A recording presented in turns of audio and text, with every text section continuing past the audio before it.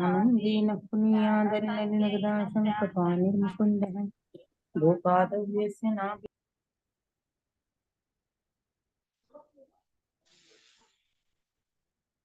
మూడో స్కందం 21వ అధ్యాయం 32వ శ్లోకం. ఓం నమో భగవతే వాసుదేవాయ. ఓం నమో భగవతే వాసుదేవాయ. ఓం నమో భగవతే వాసుదేవాయ. ఓం నమో భగవతే వాసుదేవాయ. ఓం నమో భగవతే వాసుదేవాయ. నమో భగవతే వాసుదేవాయ. నారాయణం నమస్కృత్య నారాయణం నమస్కృత్య నరం చైవ నరోత్తమం నరం చైవ నరోత్తమం దేవీం సరస్వతిం వ్యాసం దేవీం సరస్వతీం వ్యాసం తథోజయముదీరయే నష్టప్రాయేషు అభద్రేషు నష్టప్రాయేషు నిత్యం భాగవత సేవయా నిత్యం భాగవత సేవయా భగవతి ఉత్తమ శ్లోకే భగవతి ఉత్తమ శ్లోకే భక్తిర్భవతి నైష్ఠికీ భక్తిర్భవతి నైష్ఠికీ.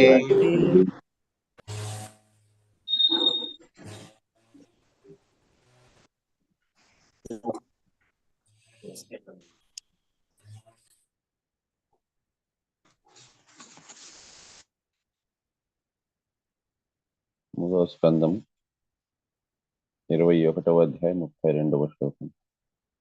సహాహం స్వాం శకాకలాయ స్వదీయేర్ణ మహామునే తవ క్షేత్రే దేవహుత్యాం ప్రణేష్యే తత్వసంహితాం.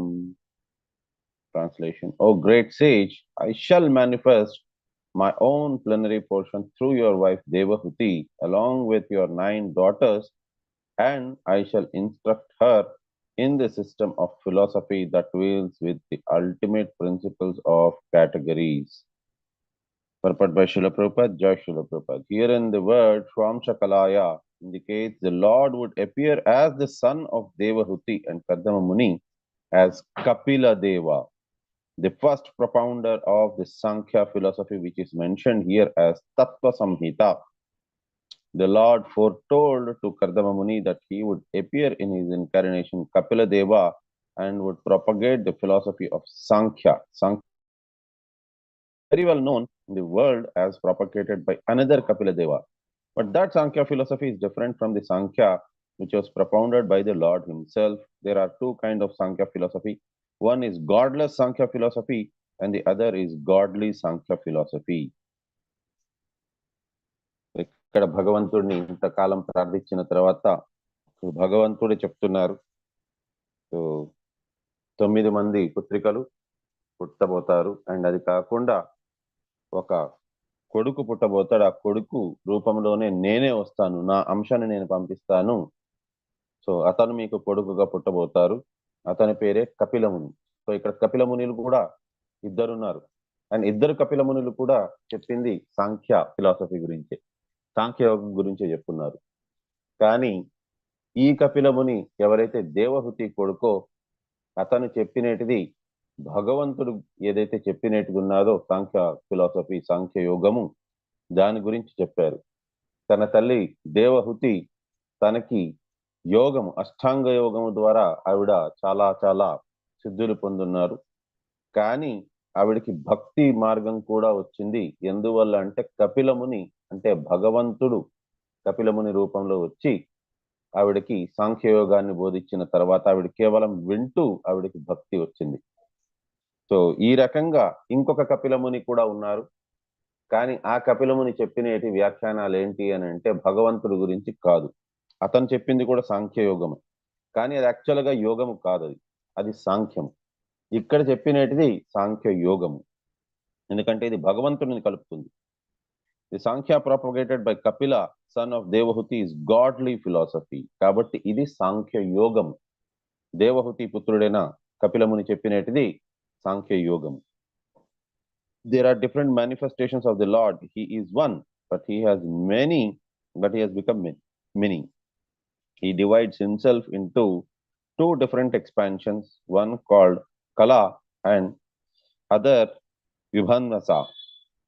Ordinary living entities are called Vibhanmasa, Vibhinnamsha and Kala. Ordinary living entities are called Vibhinnamsha expansions and the unlimited expansions of Vishnu Tattva, such as the ordinary living entities are called Vibhinnamsha expansions and the unlimited expansions of Vishnu Tattva, such as Vamana, Govinda, Narayana, Pradyumna, Vasudeva, and Ananta are called Shwamsha Kala. Shwamsha refers to direct expansion and Kala denotes an expansion from the expansion of the original Lord. So, rendu rakala expansions, Kala and Vibhinnamsha. Vibhinna Amsha ante, so Bhagavantuni yokka amshale kani Vibhinna Amsha. So, Bhagavantudu yokka amshalam manam. So, అందుకోసం మనలందరినీ జీవులందరినీ కూడా పరాశక్తి అని పిలువబడ్డారు. కానీ కళ అంటే భగవంతుని యొక్క అంశలే. కానీ ఇందులోని కొన్ని చెప్పున్నారు, విష్ణు తత్వాలు కొన్ని ఉన్నాయి, లైక్ వామన, గోవింద, నారాయణ, ప్రద్యుమ్న, వాసుదేవ, అనంత, ఇవన్నీ కూడా స్వాంశ. సో స్వాంశ విభిన్నాంశ. స్వాంశ అనంటే అతని యొక్క ఎక్స్పాన్షన్, అండ్ విభిన్నాంశ అనంటే భగవంతుని యొక్క శక్తి ద్వారా వచ్చినది. అండ్ కళ denotes to the expansion of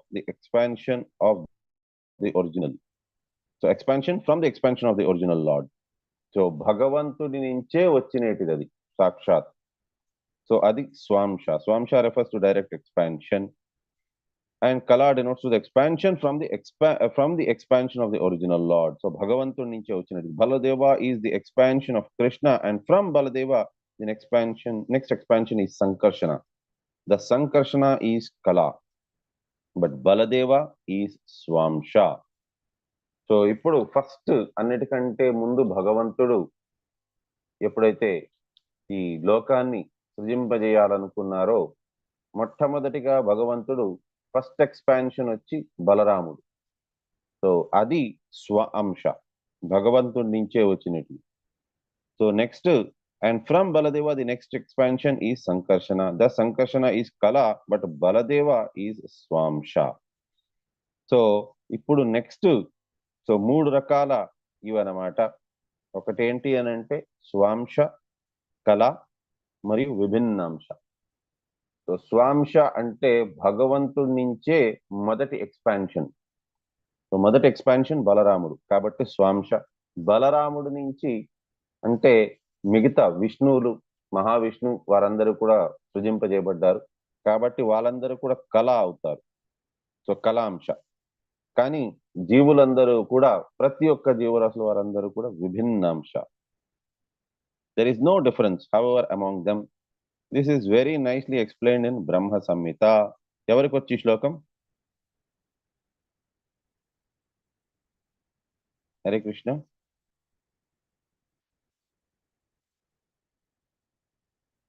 Hare Krishna. ఎవరికైనా వచ్చా ఈ శ్లోకము? ఓకే, చెప్పండి ఎవరికైనా వచ్చంటే. లేదు సార్, చూసి చదవంటే చదువుతుంది. చూసి చదవండి. హరే కృష్ణ ప్రభుజీ. దేవార్చిరేవహి దశాంతరమభ్యుపేత్య దీపాయతే వివృత హేతు సమాన ధర్మ యస్తాదృగేవహి చ విష్ణుతయా విభాతి గోవిందమాది పురుషం తమహం భజామి. గోవిందమాది పురుషం తమహం భజామి. హరే కృష్ణ ప్రభుజీ. దీపార్చిరేవహి అంటే ఇక్కడ చెప్పినది ఏంటి అని అంటే, ఒక దీపం నుంచి ఎన్నో దీపాలు వెలిగించవచ్చు. With one candle one may light a second candle, with the second a third, and then a fourth, and in this way one can light up thousands of candles, and no candle is inferior to another in distributing light. Every candle has full candle power, but there is still the distinction that one candle is the first, another the second, another third, and another the fourth. Similarly, there is no difference between the immediate expansion of the Lord and his secondary expansion. So దీపార్చిరేవహి దశాంతరం అభ్యుపేత్య అంటే ఒక దీపం నుంచి ఎన్నో ఎన్నో దీపాలు వెలిగించవచ్చు, కానీ ఒక దీపానికి ఇంకో దీపానికి వెలుగుకి మధ్యన ఏదైనా వ్యత్యాసం ఉన్నదంటే ఏ వ్యత్యాసము లేదు. కాకపోతే మొదటి దీపమే. సో ఈ రకంగా భగవంతుడి యొక్క శక్తుల నుంచి ఎన్నో ఎన్నో ఇది వచ్చాయి. భగవంతుడి నుంచే చాలా అవతారాలు వచ్చాయి, కానీ వాటన్నిటికీ మధ్యన ఏది డిఫరెన్స్ లేదు. బట్ ఒరిజినల్ దేవుడు ఎవరు అని అంటే భగవంతుడు కృష్ణుడే. సో కాబట్టి ఆ కృష్ణుడికి నేను నమస్కారాలు పెడుతున్నాను. The lord's names are considered in exact the same way. Since the Lord is absolute, his name, his form, his pastimes, his paraphernalia, and his qualities all have the same potency. In the absolute world, the name Krishna is a transcendental sound representation of the Lord. So, భగవంతుడికి నామముకి భగవంతుడి రూపముకి మధ్యన ఏ మాత్రం భగవంతుడికి మధ్యన వ్యత్యాసం లేదు. 1 minute.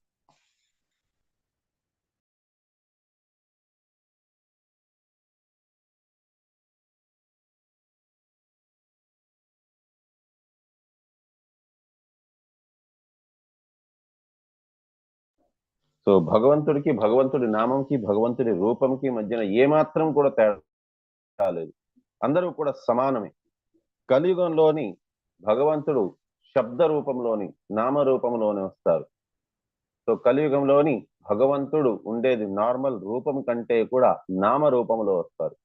కాబట్టి కలియుగంలోని ఏంటి అని అంటే హరే కృష్ణ మహామంత్రం, హరే కృష్ణ కృష్ణ కృష్ణ హరే హరే, హరే రామ రామ రామ హరే హరే అని జపించిన వారికి మోక్షం అనేది లభిస్తుంది. భగవంతుడి దగ్గరికి చేరుకునే అవకాశం ఉన్నది. కానీ మిగతా యుగాల్లోని ఆ రకంగా కాదు. మిగతా యుగాల్లోని ఒక్కొక్క యుగంలోని ఒక్కొక్క ఇది ఉన్నది మనకి. తృతీయోధ్యాయతే విష్ణు త్రేతాయుతో మకై ద్వాపరే పరిచర్యాయ కలో తద్ హరికీర్తన. కలియుగంలోని హరికీర్తన చేస్తే చాలు, కానీ మిగతా యుగాల్లోని ఇది కాదు.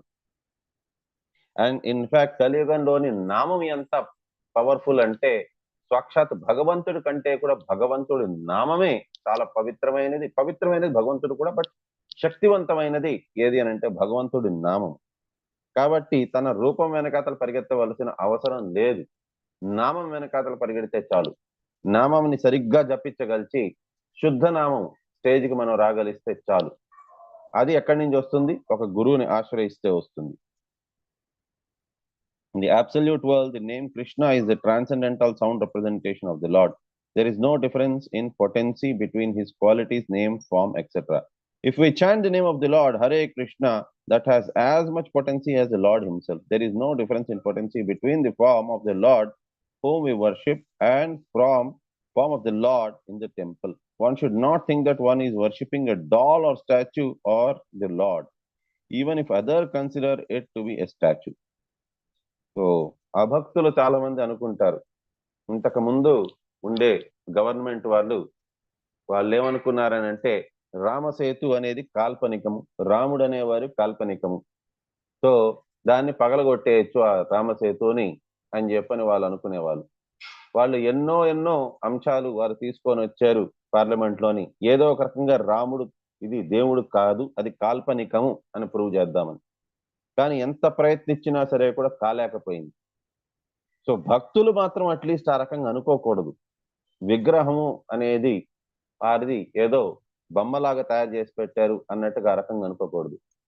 అందుకోసమనే విగ్రహాలు ఎవరింట్లోనైనా ఉన్నారు అని అంటే వారికి యాక్చువల్గా ఉన్నది అని కూడా అనకూడదు. ఉన్నారు అని అంటే విగ్రహాలు ఉన్నారు అని అంటే స్వామివారు ఉన్నారు అని అంటే వారికి స్నానం అభిషేకం చేయించాలి. మనం చేస్తే అది స్నానం, భగవంతుడికి చేస్తే అది అభిషేకం. స్వామివారికి అభిషేకం చేయించాలనాలి. అంతేగాని వారిని కడిగేస్తాను, చాలా మంది ఆ రకంగా అనుకుంటారు, కడిగేస్తాను విగ్రహాల్ని ఒకసారి పీచేసి తోమేస్తాను, ఆ రకంగా చేయకూడదు. వారిని అట్లీస్ట్ భక్తులైన వారిని సాక్షాత్ వారు ఉన్నారు అన్నట్టుగా భావించాలి. One should not think that one is worshipping a doll or a statue of the Lord, even if others consider it to be a statue, because there is no difference in potency. One gets the same result by worshipping the statue of the Lord or the Lord himself. This is the science of Krishna consciousness. So Krishna చైతన్యాన్ని అర్థం చేసుకోవాలి అని అంటే actual గా చాలా సులభం అది, కానీ అట్ ది సేమ్ టైం చాలా కష్టం కూడా. ఎందుకు అని అంటే దాన్ని మన తెలివితేటలతో అర్థం చేసుకోవాలనుకుంటే ఆ కృష్ణ చైతన్యాన్ని అర్థం చేసుకోలేము. 33వ శ్లోకం.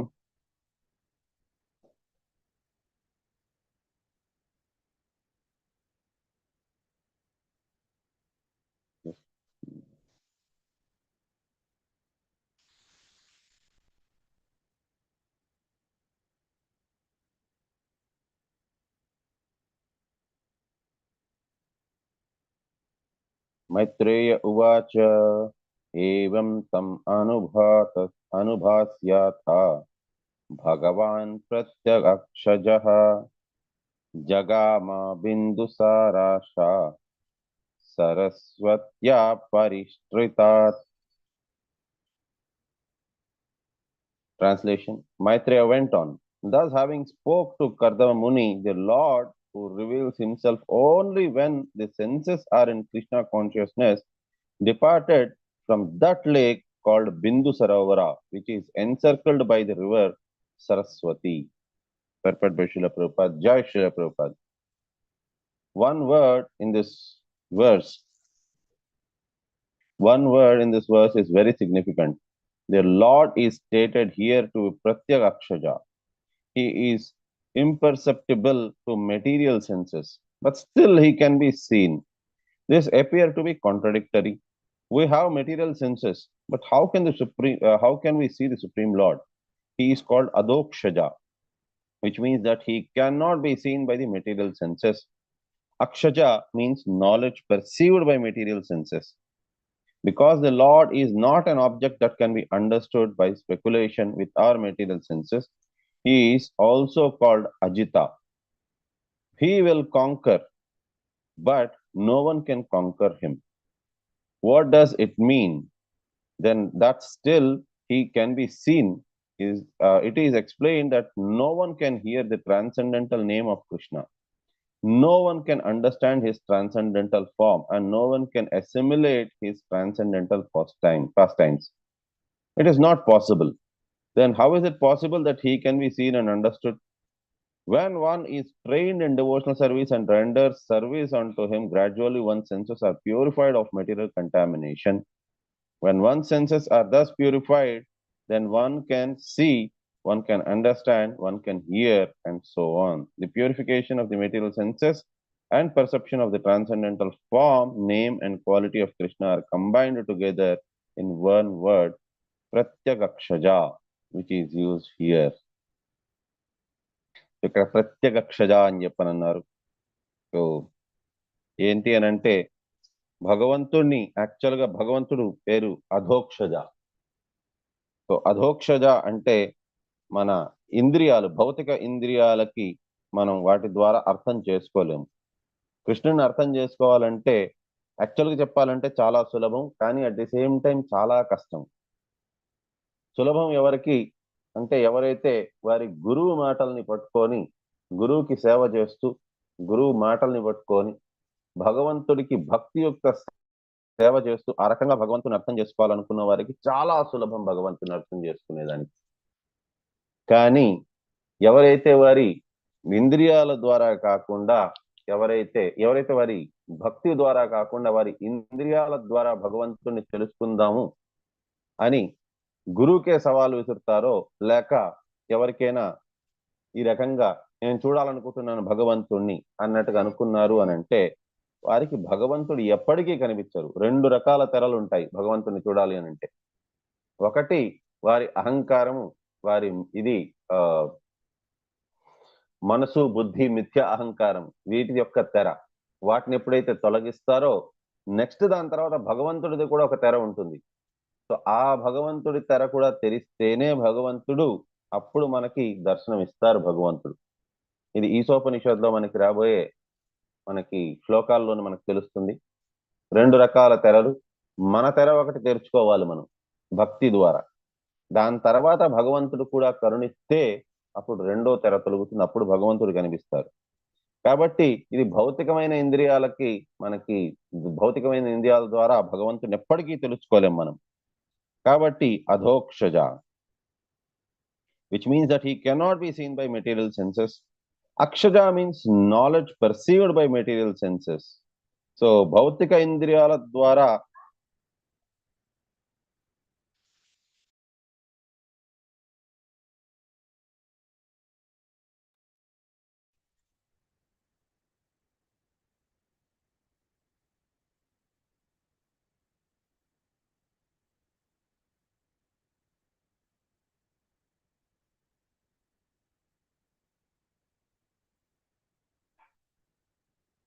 Okay, Akshaja means knowledge perceived by material senses, because the Lord is not an object that can be understood by speculation with our material senses. So భగవంతుణ్ణి తెలుసుకోవాలి అని అంటే ఏదో మనం మన ఇంద్రియాల ద్వారా, సో చాలా మంది దీంట్లో నిరాకార తత్వంలో ఉండేవారు, అంటే యాక్చువల్గా నిరాకారవాదులు ఎలా తెలుసుకుంటారంటే వారి ఇంద్రియాలని వారు ఉపయోగించుకొని భగవంతుణ్ణి తెలుసుకోవాలనుకుంటారు. కానీ భగవంతుడు అధోక్షజుడు అనే విషయం వారికి తెలియదు. సో నైతి ఇది నేను కాదు, ఇది నేను కాదు అన్నట్టు ఆ రకంగా వారు ఎవరు అనేది తెలుసుకునేదానికి ప్రయత్నిస్తారు. భగవంతుణ్ణి కూడా అదే యాంగిల్లోని వారు తెలుసుకోవాలని అనుకుంటారు. సో ఆ రకంగా భగవంతుని తెలుసుకోలేరు. భగవంతుడు ఇంకో పేరు అజిత, అంటే భగవంతుడికి మించిన వారు ఇంకెవరు లేరు. అతను అన్నిటినీ జయించారు, అతన్ని జయించలేరు ఎవరు కూడా. అది మనం ఈవెన్ మహాభారతం ద్వారా కూడా తెలుసుకున్నాము. భగవంతుణ్ణి ఎప్పుడైతే దుర్యోధనుడు గాని లేకపోయింది ఇతర ఏ రాక్షసులైనా సరే కూడా భగవంతుణ్ణి బంధించాలని అనుకుంటే భగవంతుడు బంధించబడలేదు వారి ద్వారా. ఎవరు కూడా భగవంతుని బంధించలేకపోయారు. కానీ యశోదామాత మాత్రం బంధించగలిచారు. ఏ రకంగా? కేవలం ప్రేమతోని కృష్ణుడిని బంధించవచ్చు. కానీ ప్రేమ కాకుండా వారి శక్తి సామర్థ్యం ద్వారా భగవంతుని బంధించాలనుకున్నారంటే మాత్రం ఎవరి వల్ల కాదది. He will conquer, but no one can conquer him. What does it mean? Then that still he can be seen. It is explained that no one can hear the transcendental name of Krishna, no one can understand his transcendental form, and no one can assimilate his transcendental pastime. భగవంతుడిని నామాన్ని తెలుసుకోవాలని అసలు కృష్ణ అని నోటి నుంచి పలకగలిచేది కూడా ఎవరు పడితే వారు పలకలేరు. పలకగలిచేవారు అంటే ఎవరైనా పలకగలుస్తున్నారు అని అంటే వారు ఏదో జన్మలోని కొద్దిగా భక్తి చేసుకొనే ఉంటారు. కొద్దిపాటి భక్తి చేసుకొని ఉంటేనే కృష్ణనామాన్ని పలకగలిచే ఆ అదృష్టం అనేది లభిస్తుంది. లేకపోయిందా ఎవరికి పడితే వారికి అందరికీ కృష్ణనామాన్ని జపించే అవకాశము లేదు. ఎవరు జపించలేరు కృష్ణుడి నామాన్ని. సో కృష్ణుడి నామాన్ని జపించగలిచే అదృష్టం అనేది కొంతమందికి మాత్రమే ఉంటుంది. ఎవరైతే భక్తి మార్గంలో ఉన్నారో, భక్తి మార్గాన్ని అవలంబిస్తూ ఉన్నో, పూర్వజన్మల్లోని లేకపోయిందా గురు కృష్ణ కృప, గురు సాధు శాస్త్ర వీళ్ళ ముగ్గురిది కృప ఉంటేనే వారు కృష్ణనామాన్ని జపించగలరు. లేకపోయిందా ఎవరికి పడితే వారికి కృష్ణనామం అనేది వారి పెదవుల నుంచి జపం చేసేదానికి రాదు. So then how is it possible that he can be seen and understood when one is trained in devotional service and renders service unto him? So ఎప్పుడైతే వారు ఒక గురువు ద్వారా, సాధువు ద్వారా లేక శాస్త్రాల ద్వారా వారు ట్రైనింగ్ ఇవ్వబడతారో అప్పుడు మాత్రమే వారు తెలుసుకోగలరు భగవంతుణ్ణి. ఎందుకు? భక్తి ద్వారానే భగవంతుణ్ణి తెలుసుకోవచ్చు. కేవలం అంటే కేవలం భక్తి ద్వారా, ఇంకే దేని ద్వారా కూడా భగవంతుణ్ణి తెలుసుకోలేరు. సో ఆ రకంగా మన ఇంద్రియాలు అవి ఏంటి అని అంటే శుద్ధీకరణ అనేది జరుగుతుంది. సో మన ఇంద్రియాలతోని, భౌతికమైన ఇంద్రియాలతో భగవంతుని ఎప్పటికీ చేరుకోలేము. మన ఇంద్రియాలు శుద్ధీకరణ జరిగి భగవంతుని మనం తెలుసుకోగలిస్తే, సో ఫస్ట్ మనం భగవంతుని భక్తి ద్వారా ఎప్పటికీ మనం తెలుసుకోలేము. ఫస్ట్ మన భౌతిక ఇంద్రియాలను మనం దాన్ని ప్యూరిఫై చేసుకోగలచాలి. ఏ రకంగా? అది భగవంతుడు చెప్పారు, అందరినీ ఫస్ట్ సమానంగా చూడడం నేర్చుకోండి. కేవలం అంటే కేవలం ఇంద్రియాలు, మనం ఇంకా ఎవరు కూడా మనలోంచి ఈవెన్ ఆ స్టేజ్కి చేరలేదు. మనం భగవంతుడిని డైరెక్ట్ గా భక్తి చేసుకొని ఆ భక్తి ద్వారా మనం తెలుసుకునేలాగా ఎప్పటికీ మనకైతే అట్లీస్ట్ ఎవరికీ లేదు. సో ఫస్ట్ మనం చేయాల్సింది ఏంటంటే ఓన్లీ ఇంద్రియాల ద్వారా మాత్రమే మనం శుద్ధీకరణ అనేది చేసుకునే ప్రయత్నం చేయొచ్చు. ఇంద్రియాల శుద్ధీకరణ ఏ రకంగా జరుగుతుంది? ప్రతి ఒక్కరిలోని భగవంతుణ్ణి చూడడము, అందరినీ సరిసమానంగా చూడడం. సో విద్యా వినయ సంపన్నే బ్రాహ్మణే గవిహస్తిని సుమీచే వస్వపాకేచ పండిత సమదర్శిన.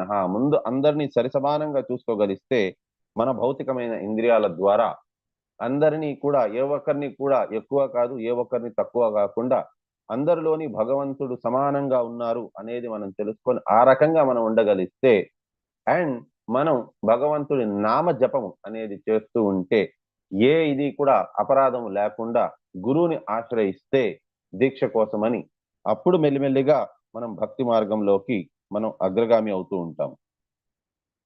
When one's senses are thus purified, then one can see, one can understand, one can hear and so on.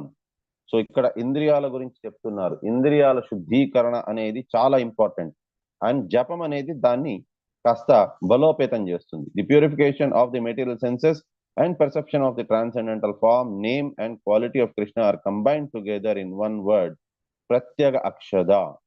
So ఆ రకంగా మనకి చెప్పున్నారు ప్రత్యగ్ అక్షజ అనేసని. మనం ఆ రకంగా మనం శుద్ధీకరణ చేసుకొని మనం భగవంతుని తెలుసుకోగలం. 34వ శ్లోకం.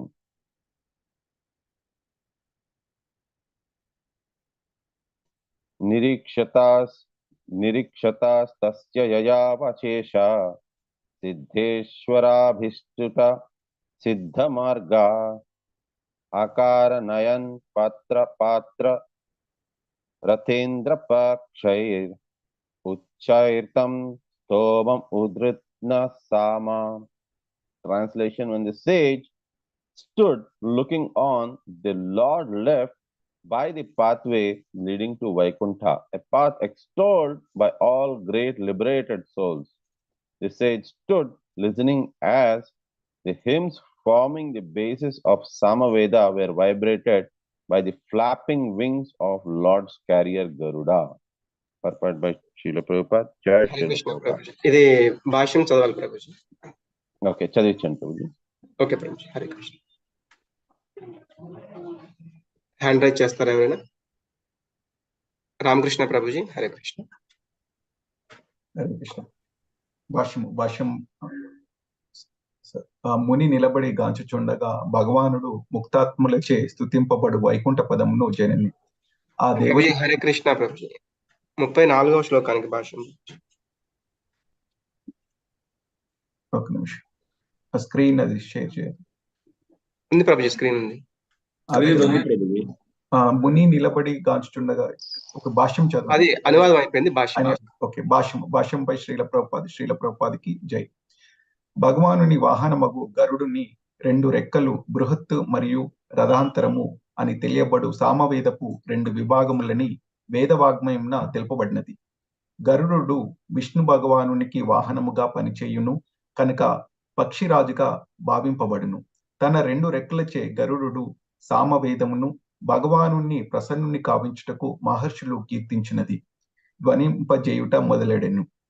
ఆ దేవదేవుడు బ్రహ్మచే, శివునిచే, గరుడునిచే, ఇతర దేవతలచే ఉత్తమమగు కీర్తనలచే అర్చింపబడును. మహర్షులు అతనిని వేద మంత్రములతో ఉపనిషత్తులు, సామవేదము వంటివి అర్చింతురు. భగవద్భక్తుడు అగు గరుడు తన రెక్కలను కదిలించినప్పుడు భక్తుడు ఆ Samaveda మంత్రములను అప్రయత్నముగా వినగలడు. Hare Krishna. Hare Krishna. Hare Krishna. In this Vedic literature, it is stated that 2 wings of the transcendental bird Garuda who carries the Lord everywhere are 2 divisions of the Samaveda, known as Brihat and Rathantara. Garuda works as the carrier of the Lord, therefore he is considered the transcendental prince of the carriers. So, గరుక్మంతుడు ఎవరైతే భగవంతుడిని తీసుకెళ్తారో, భగవంతుడి యొక్క వాహనం, అతను రెక్కలు ఎప్పుడైతే అతను కదుపుతారో అప్పుడు ఆ రెక్కల విరిచే దాని నుంచి సామవేదం వస్తుంది. ఆ సామవేదం దేనికోసం అంటే భగవంతుడిని కీర్తన చేసే దానికోసం. With these 2 wings, Garuda began to vibrate the Samaveda, which chanted a great sages to pacify the Lord. The Lord is worshipped by Brahma, Lord Shiva, Garuda, and other demigods with selected poems. And great sages worship him with the hymns of Vedic literature such as Upanishads and Samaveda. These Samaveda utterances are automatically heard by the devotee when another great devotee of the Lord, Garuda, flaps his wings. So, భక్తులు మాత్రమే ఇది వినగలరు. And భగవంతుడిని చూడగలిచేది కూడా కేవలం భక్తులు మాత్రమే. భగవంతుడిని నిరంతరంగా స్తుతిస్తూ ఉంటారు.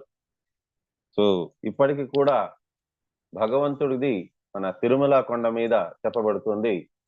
సో 10,000 పడగలతోని ఆ ఆదిశేషులు వారు అనంత కాలం నుంచి భగవంతుడిని స్తుతిస్తున్నారు, కీర్తిస్తున్నారు. అది ఇంకా కూడా పూర్తి అవ్వలేదంట భగవంతుడి కీర్తి. సో ఇంకా కూడా కలియుగాంతం దాకా కూడా అది జరుగుతూనే ఉంటుందంట అది. సో అంత ఇదిగా భగవంతుడిని ప్రార్థిస్తారు. ఇదేదో భగవంతుడి మీద భయం కొద్దో లేకపోయిందా భగవంతుణ్ణి ఇంకేదో రకంగా వారి దగ్గర లబ్ధి పొందుదాము అని కాదు. ఇదంతా కూడా పూర్తి అంటే అబ్సల్యూట్ లవ్ వల్ల, ప్రేమ వల్ల, భగవంతుడి పట్ల ప్రేమ. సో ఇప్పుడు అదే మీకు ఏదైనా సరే కూడా మీ తండ్రు, లేకపోతే మీ పిల్లలు, లేకపోతే మీ అక్క చెల్లెలో, భార్యాభర్తలో ఎవరైనా ఏదైనా మీకు తీసుకొని వచ్చారు, మీకు చాలా ప్రియాతి ప్రియమైనది, అది మీకు తీసుకొని వచ్చారు అని అంటే మీరు వారికి కొద్దిసేపు థ్యాంక్స్ చెప్పగలరు. ఎందుకు కొద్దిసేపు? ఎందుకనంటే అది మీకు జీవితంలోని పనికొచ్చేదే కొద్దిసేపే పనికొస్తుంది. కొత్త కారు కొనిచ్చారు, ఓ డాడీ చాలా చాలా థ్యాంక్స్ డాడీ అని చెప్పని వారిని తండ్రిని పట్టుకొని కౌగులించుకొని వారిని చాలాసేపు వారికి థ్యాంక్స్ చెప్పుకుంటారు. కానీ ఆ కారు ఎంత దాకా పనికి వస్తుంది? ఆ కారు మీద మోజు ఎంత కాలం దాకా ఉంటుంది? ఒక నెల దాకా ఉండొచ్చు, లేకపోయింది ఒక 2-3 నెలలు, మాక్సిమం ఒక 6 నెలలు. దాని తర్వాత అది అలవాటు అయిపోతుంది. దాని మీద పెద్ద వ్యామోహం లాగా ఉండదు. సరేలే వచ్చాం, కూర్చున్నాం, నడుపుకొని వెళ్ళాం అన్నట్టుగానే ఉంటుందే కానీ దాని మీద పెద్ద వ్యామోహం లాగా ఉండదు. ప్రతిరోజు ఏదో కొత్త అనుభూతి లాగా ఉండదు. అది కొంతకాలానికి పాతదైపోతుంది. ఇదంతా కూడా భౌతికమైనటివి ఏది తీసుకున్నా సరే కూడా ఇదే రకంగా ఉంటుంది. కానీ భగవంతుడు ఇచ్చేది సచ్చిత్ ఆనందము. ఈ ఆనందం అనేది భౌతిక విషయాలు దేంట్లోని కూడా ఆనందం అనేది రాదు. సంతోషం అనేది లేకపోయిందా మనకి సుఖం అనేది రావచ్చు, శరీరానికి సుఖం అనేది రావచ్చు, మనసుకి ప్రశాంతత అనేది రావచ్చు. కానీ ఆనందం అనేది మాత్రం కేవలం ఆధ్యాత్మిక విషయాల మీద వస్తుంది. సో అందుకోసమే చూడండి, మీలోంచి ప్రతి ఒక్కరూ కూడా భగవంతుడి దర్శనం చేసుకోవాలని, భగవంతుడి నామం జపం చేసుకోవాలని, లేకపోయిందా మీకు ఎక్కడైనా సరే కూడా ఎవరైనా మీకు గంగా నది నీళ్లు కానీ లేకపోయిందా రాధాకుండ నీళ్లు కానీ ఇస్తున్నారు అని అంటే స్వతహాగానే అట్రాక్షన్ వచ్చేస్తుంది. ఎందుకు అని అంటే దాంట్లో ఆనందం ఉన్నది. జపము చేసే దాంట్లో ఆనందం ఉంది. స్టార్టింగ్ స్టేజ్ లో జపం చేసేదానికి పెద్దగా ఇంట్రెస్ట్ రాకపోవచ్చు, అబ్బా ఇంకా చాలు, ఈరోజు చేసింది చాలు ఇంకొద్దు అన్నట్టుగా. కానీ over a period of time ఎలా అయిపోతుంది అని అంటే జపం చేస్తూ ఉంటే కంటిన్యూస్ గా మీకు దాని పట్ల ఒక రుచి అనేది వచ్చేస్తుంది. జపం చేయకుండా ఉండలేరు. ఏదో ఒక రకంగా మీరు జపం మానేదానికి ప్రయత్నించండి. ఈ రోజే ప్రయత్నించి చూడండి, ఈ రోజు జపం చెయ్యను అని అనుకొని చూడండి, ఉండలేరు ఎవరు కూడా. నామం జపం చేయకుండా కాదు ఎవరి వల్ల కూడా. ఎందుకు అని అంటే దాంట్లోని ఆ ఆనందం అనేది ఉన్నది. ప్రతిరోజు అదే నామం జపం చేస్తున్నాం. ప్రతి మాలకి కూడా, ప్రతి ఒక్క పూసకి కూడా మనం అదే జపం చేస్తున్నాం. కానీ ఎందుకు దాని మీద మనకి రుచి అనేది పోదెందుకు? మాటి మాటికి ఒకే జోక్ చెప్తూ ఉంటే మొదటిసారి నవ్వుతాము, రెండోసారి కొద్దిగా నవ్వు తగ్గుతుంది, మూడోసారి సరికి అది చెప్పగా అనిపించేస్తుంది. ఇది ఇంకా చాలే, ఆ జోక్ ఎన్నిసార్లు చెప్తామని అంటాం మనం. ఇంకా నవ్వు రాదు మూడోసారి చెప్తే. ఎందుకు అని అంటే దాంట్లో రసం అయిపోతుంది. మిగతా భౌతిక విషయవాంఛలన్నీ కూడా పునః చర్వంతి చర్విత, నవిలిన దాన్నే మళ్ళీ మళ్ళీ నవిలినట్టుగా ఉంటుంది. అది నవిలిన దాన్ని మళ్ళీ మళ్ళీ నవిలితే రుచి అనేది రాదు, అసహ్యంగా ఉంటుంది అది. కానీ భగవంతుడి నామం అలా కాదు. అది కూడా మనం మళ్ళీ మళ్ళీ అదే జపం చేస్తున్నాం. కానీ దాంట్లోని రుచి అనేది, ఆస్వాదన మనకేంటి అని అంటే పెరుగుతూనే ఉంటుంది. సో మనకి ఒకసారి జపం చేసిన దానికి, రెండోసారి జపం చేసిన దానికి రుచి పెరుగుతూనే ఉంటుంది. ఎప్పటికీ ఆ రుచి అనేది తగ్గదు. మనకి కొన్నిసార్లు అనిపించచ్చు తొందరగా అయిపోతే బాగుంది జపం అని, కానీ రుచి మాత్రం తగ్గదు. ఆ జపం అనేది చేయకుండా ఉండలేరు భక్తులు ఎవరు కూడా. ఒక్క రోజు కూడా జపం చేయకుండా ఉండలేరు ఒకానొక స్టేజ్ వచ్చినాక. సో స్టార్టింగ్ లోని ఇది రాకపోవచ్చు, కానీ కాలక్రమేణా మనకి అది వస్తుందన్నమాట. మనకి ఈవెన్ దీంట్లోని కూడా నెక్టర్ ఆఫ్ ఇన్స్ట్రక్షన్ లో కూడా అదే చెప్తున్నారు. ఏంటి అని అంటే కాలక్రమేణా మనకి దాని మీద రుచి అనేది వస్తుంది. సో స్టార్టింగ్ లో రుచి రాకపోవచ్చు, కానీ స్టార్టింగ్ నుంచి మనకి ఫస్ట్ లో రుచి రాకపోయినా సరే కూడా దాన్ని జపం చేస్తూ ఉండాలి, అలవాటు చేసుకోవాలి. Over a period of time దాని పట్ల మనకి రుచి అనేది వస్తుంది. సో కృష్ణేతి యస్య గిరితం మనసాద్రియేత దీక్షస్సు చేత ప్రణతపి భజంతమీశం సుశ్రుత్యా భజన విజ్ఞానం అనన్యమన్య. సారీ, ఇది అది డివోటీస్ది. ఇది నామం ఏదది శ్లోకము?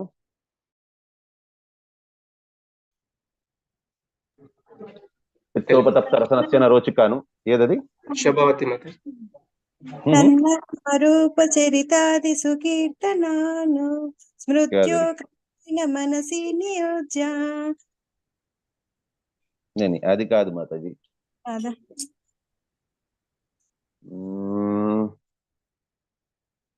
ఎనీవే దాన్ని ఫస్ట్ ఇది మర్చిపోయాను. పిత్తోపతప్త రసనస్య రోచికాను కింత్వాదరాత్ అనుదిన కలుషైవ జుష్ట స్వాద్విక్రమాత్ భవతి తద్గదా మూలహంతి ఆ శ్లోకం. సో ఎనీవే, సో నామం అనేది, జపం అనేది ఎలా ఉంటుంది అని అంటే ఫస్ట్ లో దాని రుచి రాకపోవచ్చు, బట్ స్లోగా అండ్ స్టడీగా మనం చేస్తూ ఉన్న కొద్దీ over a period of time దాని మీద రుచి అనేది వస్తుంది. సో ఈ రకంగా ఏంటి అని అంటే భగవంతుడి నామాన్ని ఎప్పటికైనా సరే కూడా అది రుచి ఇచ్చేది. కాబట్టి ఇక్కడ భగవంతుణ్ణి వారందరూ కూడా స్తుతిస్తున్నది ఎందుకు స్తుతిస్తున్నారు దేవీ దేవతలు అని అంటే భగవంతుడి పట్ల ప్రేమ కొద్దీ. ఎందుకు అని అంటే ఇప్పుడు ఆలోచించండి, మనం జపం చేస్తున్నాం, అనంతకాలంగా మనం జపం చేస్తూనే ఉన్నాము, కానీ భగవంతుడు మనకు కనిపించట్లేదు. ఒకానొక స్టేజ్ జపం చేస్తున్న తర్వాత అది అట్లీస్ట్ నాలాంటి వారికి, మనలాంటి వాళ్ళకి రాకపోవచ్చేమో, బట్ షడ్గో స్వామి వాళ్ళకందరికీ ఎలాగా అని అంటే భగవంతుడి నామం పట్ల ఎంత రుచి అనేది వచ్చేసిందనంటే వారు ఒక్క క్షణం కూడా అనవసరంగా వృధా చేసుకోదలుచుకోరు. వారు జపం పైననే వారికి ఆ నామంలోని ఉండే రుచి అటువంటిది. సో అందుకోసం చూడండి, శ్రీల ప్రభుపాదుల వారు ఎప్పుడైతే తను ఈ శరీరాన్ని విడిచిపెట్టే సమయం వచ్చినప్పటికీ కూడా అతను ఏమాత్రం కూడా అతనిలోని భయం గాని అదేమీ లేదు. ఆఖరి రోజున కూడా ఎప్పుడైతే డాక్టర్ని పిలిపించారో అతనికి శరీరం చాలా రోగగ్రస్తం అయిపోయినది, ఏమాత్రం కూడా అతను ఏమి తినలేకపోతున్నారు అని అంటే అతను ట్రాన్స్లేషన్ చేస్తూనే ఉన్నారనమాట. డాక్టర్కి అసలు ఆశ్చర్యం అనిపించింది, ఏంటి ఇలాగ కూడా ఉండగలరా ఎవరైనా? అతని ఎముకలు కనిపిస్తోంది, ఎముకల మీద చర్మం కనిపిస్తోంది, మధ్యన కండ లేదు ఆయనకి. కండ లేకపోయినా సరే కూడా ఆయన ఇంజక్షన్ ఇచ్చేదానికి ప్రయత్నిస్తున్నారు, కానీ ఎక్కడిచ్చేది నేను, ఎక్కడిస్తే ఆయన శరీరం కాస్త బాగుపడుతుంది, ఆయనకే చాలా బాధ అనిపించేసింది.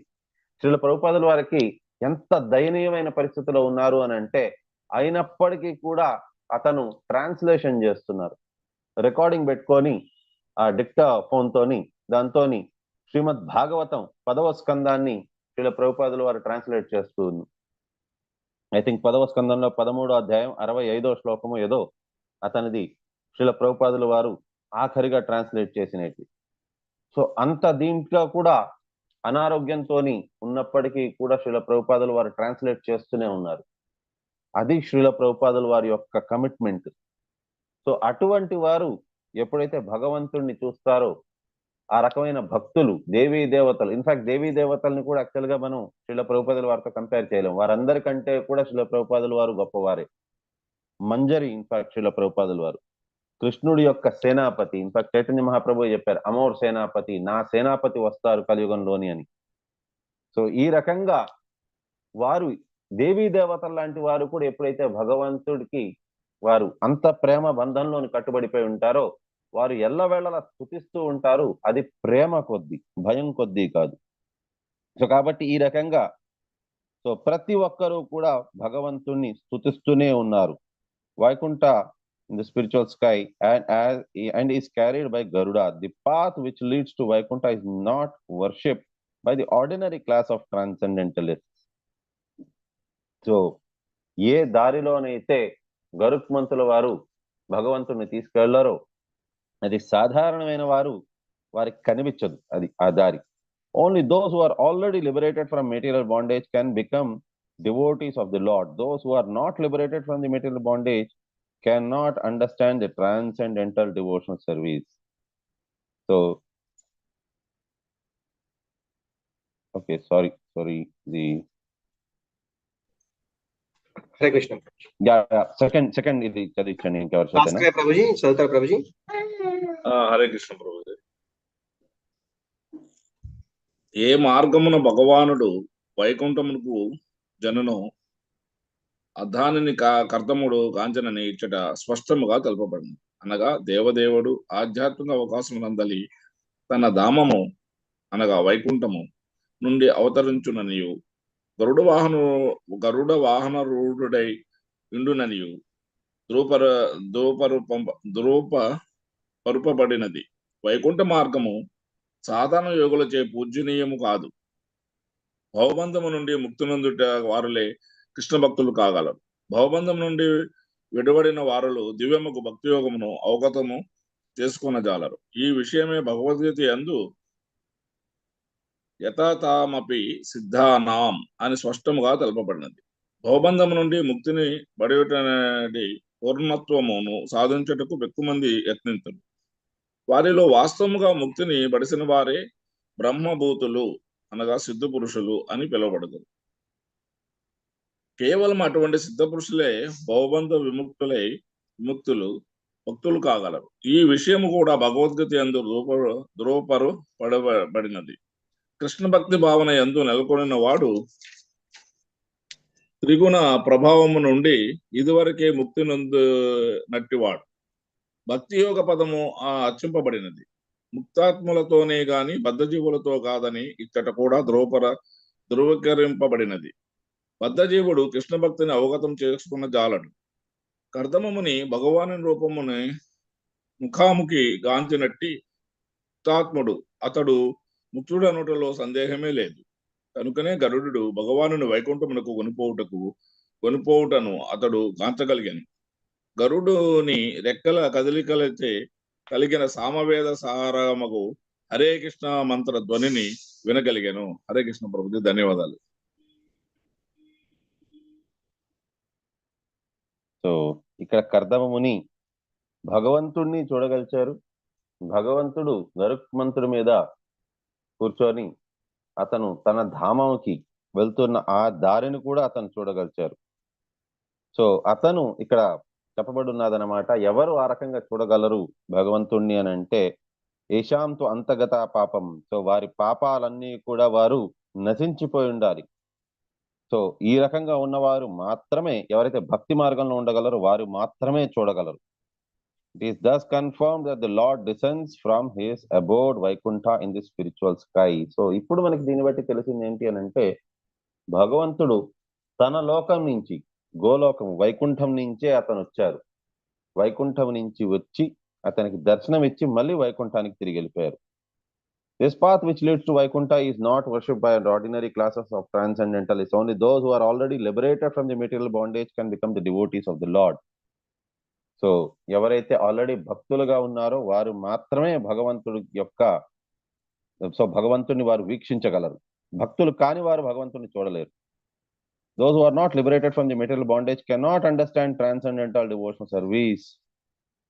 సో భగవద్గీతలో కూడా చెప్పున్నారు, మనుష్యానాం సహస్రేషు కశ్చిత్ యతతి సిద్ధయే యథాతమపి సిద్ధానాం కశ్చిన్మాం వేత్తి తత్వతః.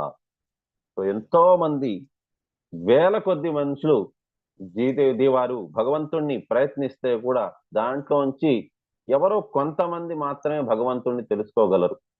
సో ఆ రకంగా తెలుసుకున్న వారిలోంచి యథాతమపి సిద్ధానాం కశ్చిన్మాం వేత్తి తత్వతః, భగవంతుణ్ణి సంపూర్ణంగా తెలుసుకునేవారు చాలా చాలా అరుదు అని అంటున్నారు. అండ్ ఆ రకంగా అరుదుగా ఉండేవారు కూడా ఎన్నో ఎన్నో జన్మలు, బహూనాం జన్మనామంతే జ్ఞానామం ప్రపత్తే వాసుదేవ సర్వమితి సమహాత్మా సుదుర్లభ. సో ఆ రకంగా ఉండే చాలా అతి తక్కువ వారు కూడా ఎప్పుడైతే భగవంతుడు వారు ఎన్నో ఎన్నో జన్మల తర్వాతే వారు తెలుసుకుంటారు, వాసుదేవ సర్వమితి, సర్వము శ్రీకృష్ణుడమయము. మనం దేని కోసం భయపడుతున్నామో, దేని కోసం ఆశపడుతున్నామో, దేని కోసం అనేసని మనము గర్విస్తున్నామో అదంతా కూడా కృష్ణుడే, సర్వము కృష్ణుడే. అది తెలుసుకున్న వారు నిజంగానే చాలా చాలా అరుదు అని అంటున్నారు. సో కాబట్టి ఈ రకంగా భగవంతుని తెలుసుకోవడం అనేది చాలా అరుదు. అది దేని వల్ల వస్తుంది? భక్తి మార్గం ద్వారా. అందుకోసం శ్రీల ప్రభుపాదుల వారు right from first canto, first దీని నుంచే, శ్లోకం నుంచే, ఈవెన్ దీంట్లో భగవద్గీతలో కూడా ఫస్ట్ చాప్టర్, ఫస్ట్ దీని నుంచి కూడా కృష్ణుడే దేవాది దేవుడు అండ్ భక్తి మార్గమే ఉత్తమమైనది అని చెప్పని ప్రతి ఒక్క వ్యాఖ్యానంలో అదే చెప్తూ ఉంటారు. కొన్నిసార్లు అనిపిస్తూ ఉండొచ్చు మనకి, ఏ చాప్టర్ ఏ శ్లోకం ఎత్తుకున్నా సరే కూడా ఫైనల్లీ వచ్చేది ఏంటంటే కృష్ణుడు దేవాది దేవుడు, దానికి మించి ఇంకేమీ చెప్పటం లేదు. ఆ శ్లోకంలో ఏం చెప్పున్నారు అనేది కొద్దిగా చెప్తారు, మిగతాదంతా కూడా కృష్ణుడు దేవాది దేవుడు అని చెప్తున్నారు. మేము చాలాసార్లు విన్నాం కృష్ణుడు దేవాది దేవుడు అని, ఎందుకు మళ్ళీ మళ్ళీ చెప్పేది అన్నట్టుగా అనిపించవచ్చు కొంతమందికి. అది ఎందుకు అని అంటే, ప్రభుపాదుల వారు ఫైనల్ గా చెప్పాలనుకునేది, కృష్ణుడు ఫైనల్ గా భగవద్గీత ద్వారా చెప్పాలనుకునేది అండ్ భాగవతం సారాంశం ఏంటి అని అంటే కృష్ణుడు దేవాది దేవుడు, అతనికి మనం శరణాగతి పొందాలి. ఇది భగవద్గీతలో మనకి చెప్తున్నారు, కృష్ణుడు దేవాది దేవుడు, అతనికి మనం శరణాగతి పొందాలి. అది ఫైనల్, ఇది కంక్లూజన్ అన్నమాట భగవద్గీతది. మరి భాగవతం కంక్లూజన్ ఏంటి అని అంటే, మీరు ఒకవేళ చూసినట్లయితే 12వ అధ్యాయంలో 12వ స్కందంలో మనకి చెప్పున్నారు, సంకీర్తన యజ్ఞము అనేదే మనకి కలియుగానికి మనం చేయవలసినటిది. సో ఈ రకంగా మనకి శ్రీమద్ భాగవతంలో కూడా చెప్పున్నారు. అందుకోసమే మీరు అబ్జర్వ్ చేస్తే ఇస్కాన్ లోని ఎలా చదువుతారు అని అంటే భగవద్గీత అనేది గ్రాడ్యుయేషన్, అండ్ పోస్ట్ గ్రాడ్యుయేషన్ ఏది అని అంటే శ్రీమద్ భాగవతం, పిహెచ్డి అనేది మనకి చైతన్య చరితామృతం, అండ్ శ్రీల ప్రభుపాద్ లీలామృతం అనేది పోస్ట్ డాక్టోరియల్ అది. సో ఈ రకంగా వీటిని చదువుకుంటూ వెళ్తే భగవంతుడు మనకి అర్థం అవుతారు, భగవంతుడి పట్ల ప్రేమ అనేది వస్తుంది. There are many persons who are trying to attain perfection by striving for liberation from material bondage, and those who are actually liberated are called బ్రహ్మభూత. సో కానీ బ్రహ్మభూత అనేది ఎక్కడి నుంచి వస్తుంది అని అంటే బ్రహ్మభూత ప్రసన్నాత్మ న శోచతి న కాంక్షతి సమోహం సర్వభూతేషు మద్భక్తి లభతే పరం. సో ఈ రకంగా బ్రహ్మభూత అనే స్టేజ్ సిద్ధులు. సో సిద్ధులు అని అంటే మనకి దీంట్లోని అష్టాంగ యోగం ద్వారా వచ్చేది, అది యాక్చువల్ సిద్ధులు కాదు. అది అనిమ లఘుమ అవంతా కూడా అది యాక్చువల్ సిద్ధులు కాదు. ఒరిజినల్ సిద్ధులు అని అంటే బ్రహ్మభూత ప్రసన్నాత్మ, వారికి ఏది అవసరం లేదు. నా శోచతి నా కాంక్షతి, దేనికోసం అని బాధపడరు, దేన్ని వారు కామిచ్చరు కూడా. నాకు ఇది కావాలి అది కావాలి అని అనుకోరు వారు. అట్ ది సేమ్ టైం ఏదైనా సరే కూడా వారి దగ్గర నుంచి ఉన్నది వెళ్ళిపోయింది అని అంటే వారు బాధపడరు. మనం అది స్టార్టింగ్ ఎక్కడి నుంచి అవుతుందని అంటే శరీరం నుంచి అవుతుంది. శరీరం అనేది మనం దాని మీద వ్యామోహం అనేది ఎక్కువ పెట్టుకోకూడదు. అండ్ అతి ప్రియమైన వారు ఎవరైనా సరే కూడా శరీరం విడిచిపెట్టి వెళ్ళిపోయారంటే దానికోసమని దానికి అతిగా మరి బాధపడకూడదు కూడా. సో ఈ రకంగా ఉండగలిగితే అది స్టార్టింగ్ స్టేజ్. సో మెల్లిమెల్లిగా అది ప్రాక్టీస్ వల్లనే వస్తుంది, అది ఎవరికి కూడా అంత త్వరగా రాదు అది. సో కాకపోతే అది జస్ట్ మనం ఏదో ట్రైనింగ్ ఇచ్చుకుంటూ ఎవరైనా పోయారు అని అంటే బాధపడకుండా ఉండడము, లేకపోయినా కాంక్షించకుండా ఉండడము అనేది ఫిజికల్ గా మనం చేయలేము. అది దానికోసం ఒక ఫ్యాక్ట్ మైండ్ లో ఉండాలి. వాసుదేవ సర్వమితి, భగవంతుడే అంతా సర్వస్వము. అండ్ ఈ శరీరం ఒకవేళ చనిపోతున్నారు అంటే శరీరాన్ని విడిచిపెడుతున్నారంటే అది అక్కడ చావు కాదు, వారు భగవంతుడి దగ్గరికి వెళ్ళి మళ్ళీ వేరే జన్మను తీసుకోబోతారు. కాబట్టి దీన్ని ఆపలేము. అది ఆపగలిచే దాని ప్రక్రియ ఎప్పుడు అని అంటే కేవలం ఒకే ఒక టైంలోనే వస్తుంది, ఎప్పుడైతే భక్తి మార్గంలో ఉంటారో అప్పుడు మాత్రమే. సో ఎప్పుడైతే సిద్ధిలో అనేది పొందుతారో, భగవంతుడి దగ్గరికి చేరుకుంటారు, బ్రహ్మభూత ప్రసన్నాత్మ అనే స్టేజ్కి చేరుకుంటారో అప్పుడు మాత్రమే వారు భగవంతుడి యొక్క భక్తి అనేది వారికి వస్తుంది. సో ఆ భక్తి అనేది వచ్చినప్పుడే వారికి సరైన సిద్ధి అనేది లభించినట్టుగా. So only the siddhas or persons liberated from material bondage can become devotees. అటువంటి వారికి మాత్రమే భక్తి వస్తుంది. This is also confirmed in Bhagavad Gita. Anyone who is engaged in Krishna consciousness or devotional service is already liberated from the influence of the modes of material nature.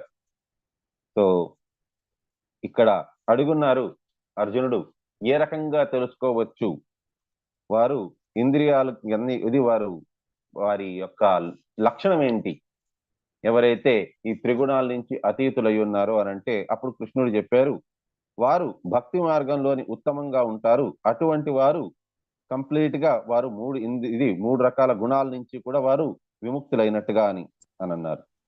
Here it is also confirm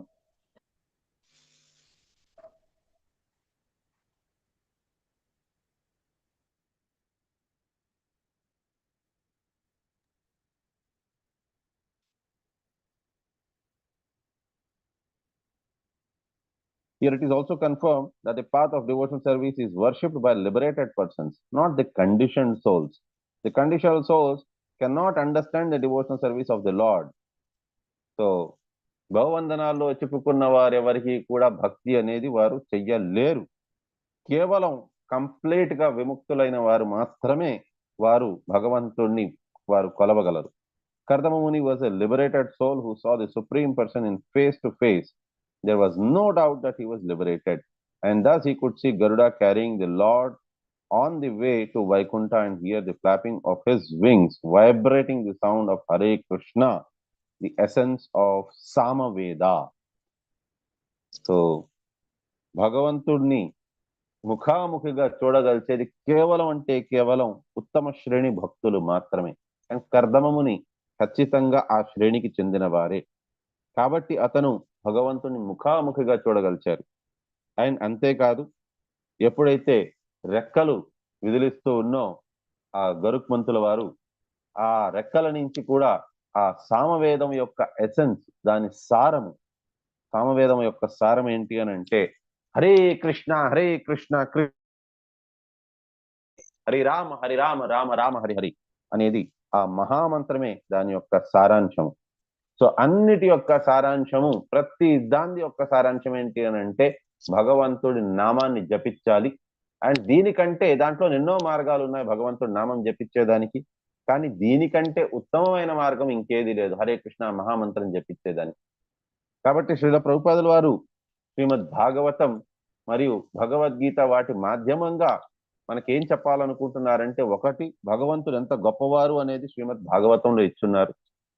చాలా చాలా సన్నివేశాలు ఇచ్చున్నారు. దేనివల్ల అయితే మనకు తెలుస్తుంది భగవంతుడు దేవాది దేవుడు అండ్ అతన్ని నమ్ముకున్న దాని వారికి ఎవరికి కూడా ఇబ్బంది కలగదు అనేది మనకు తెలియజేస్తున్నారు.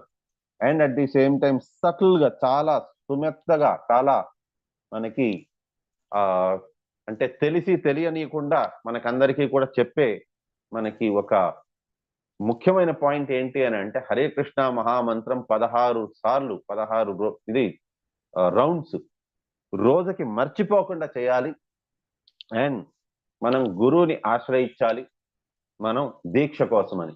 అండ్ రెగ్యులేటివ్ ప్రిన్సిపల్స్ పాటించాలి. ఈ రకంగా చేసాము అని అంటే మనకి వేరే ఇది లేదు, మనకి ఇబ్బంది అనేదే కాదు. ఖచ్చితంగా గురువులు వారు చెప్తున్నారు, శ్రీల ప్రభుపాదుల వారే చెప్తున్నారు, మీకు ఒకవేళ కృష్ణుడే సాక్షాత్తు మూసేసినా సరే కూడా తలుపు మనకి బ్యాక్ డోర్ నుంచి మనకి ఎంట్రీ చేయిస్తానంటున్నారు. సో ఇది ఒకసారి ఒక భక్తుడు అడిగారు భగవంతుడిని. ఇక్కడ భగవద్గీతలో చెప్పున్నారు బహూనాం జన్మనామంతే, ఇంకా మనుష్యానాం సహస్రేషు, ఈ రకంగా చెప్పున్నారు. కాబట్టి కృష్ణుని అర్థం చేసుకోవాలి అని అంటే ఎన్నో ఎన్నో ఎన్నో ఎన్నో జన్మలు పడుతుంది కదా మరి అని ప్రభుపాదుల వారు చాలా చాలా తీవ్రంగా చెప్పారు. లేదు, ఒక్క సెకండ్ చాలు కృష్ణుడిని అర్థం చేసుకోవాలంటే. ఏం భగవద్గీత చదవటం లేదా మీరు? దాంట్లోని భగవద్గీతలో చెప్పారు కదా, సర్వధర్మాన్ పరిత్యజ్య మాం ఏకం శరణం వ్రజ అహం త్వాం సర్వపాప్యేభ్యో మోక్షయిష్యామి మా శుచః అని. సో అది ఆ శరణాగతి పొందేదానికి ఎవరైతే ఎన్నో జన్మలు తీసుకుంటారో, అంత త్వరగా శరణాగతి పొందారో వారికి జన్మలు కావాలి. కానీ మీరందరూ కూడా భక్తులు అయిపోయారు, శరణాగతి పొందున్నారు. కాబట్టి మీకు ఒక్క సెకండ్ చాలు. ఈ జన్మలోనే ప్రతి ఒక్కరు కూడా భగవద్ధామానికి చేరుకునే అవకాశం ఉంది. దాన్ని సద్వినియోగపరచుకోండి, దాన్ని వృధా చేసుకోవద్దు. మానవ జన్మ ఎన్నో జన్మల తర్వాత వచ్చింది, దాన్ని వృధా చేసుకున్నారు అని అంటే జపం చేస్తూ ఉండొచ్చు, మీరు భక్తి మార్గంలో ఉండొచ్చు, ప్రతిరోజు నిత్యం భాగవత సేవయ, ప్రతిరోజు వింటూ ఉండొచ్చు, ప్రతిరోజు ఒక భక్తునికి మీరు సేవ చేసుకుంటూ ఉండొచ్చు. But at the same time గుర్తుపెట్టుకోండి, స్టిల్ ఇంత చేసినా సరే కూడా గురువు దగ్గర నుంచి దీక్ష తీసుకోవడం అనేది చాలా ఇంపార్టెంట్. అండ్ రెగ్యులేటివ్ ప్రిన్సిపల్స్ పాటిస్తూ వారు జపం చేయడం అనేది చాలా ఇంపార్టెంట్.